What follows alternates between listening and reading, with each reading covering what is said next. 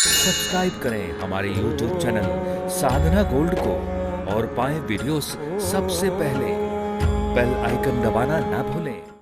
शिव पुराण में लिखा है कि अगर आप शंकर जी की पूजा करते हैं तो नारायण की पूजा करना भी अति आवश्यक है। बिना नारायण की पूजा किए शंकर की पूजा अधूरी रहती है, और नारायण की पूजा करते हैं तो शंकर जी की भी पूजा करनी चाहिए। शिव जी को मानते हैं तो सालिग्राम जी को भी मानिए, उनकी भी पूजा करिए, उनकी भी सेवा करिए।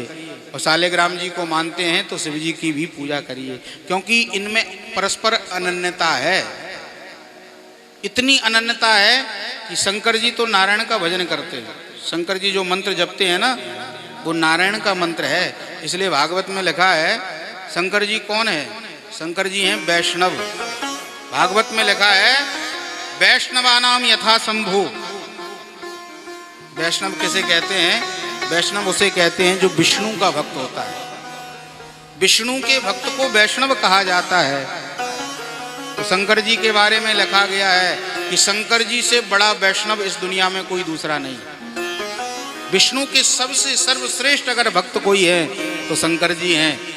और शंकर जी के भक्तों की जब बात आती है कि शंकर जी के भक्तों में सर्वश्रेष्ठ कौन है, तो बोले वहां पर नारायण भगवान का नाम आता है।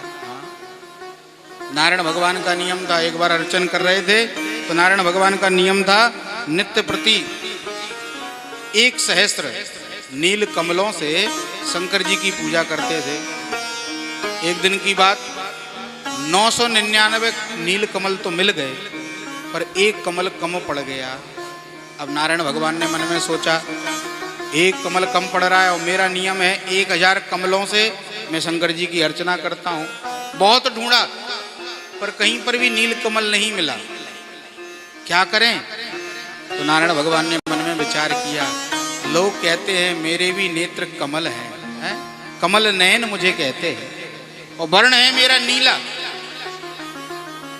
और मेरे नेत्र भी कमल के समान है, नील कमल, कमल नयन लोग मुझे कहते हैं।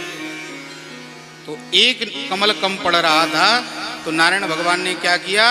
बोले अपने 1 नेत्र को निकाल करके बोले शंकर भगवान के चरणों में चढ़ा दिया। भोलेनाथ प्रसन्न हो गए। तो कहने का भाव यही है कि शंकर जी के अनन्य भक्त हैं नारायण, और नारायण के अनन्य भक्त हैं भोलेनाथ। इनमें कोई अंतर नहीं है।